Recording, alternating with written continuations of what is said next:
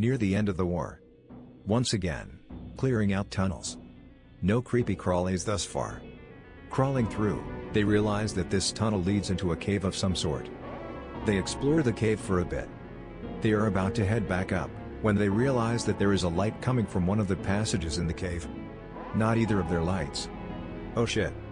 They grasp their revolvers and walk through the passage. My grandfather says that they walked into a well-lit room filled with brightly colored plant life that they couldn't recognize.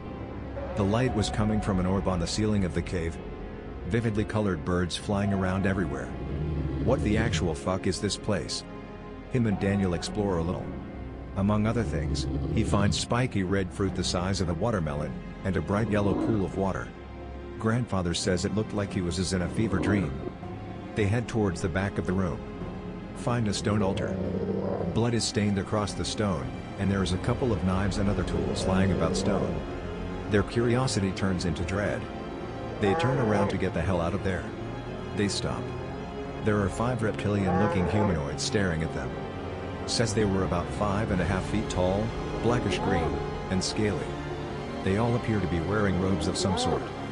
Without hesitating, my grandfather and Daniel fire upon the creatures. One goes down, another shrieks out in pain. The room gets extraordinarily bright, and my grandfather passes out. Grandfather wakes up, back in the main part of the cave. The passage him and Daniel went down is gone. Daniel is also lying next to him, but is barely breathing. My grandfather can only do so much for him down here, and drags Daniel out of the cave and back up through the tunnels. He gets back out, and hauls up Daniel. They grab him and send him off to get medical attention. After pulling Daniel out of the cave, grandfather remembers about what he saw in the cave. Says that his vision once again goes black, and that he can't even remember the next 2 days. According to the other guys in his platoon, my grandfather was in a state of shock. He apparently could barely speak, and stuttered a lot. Almost like he was shell-shocked or something.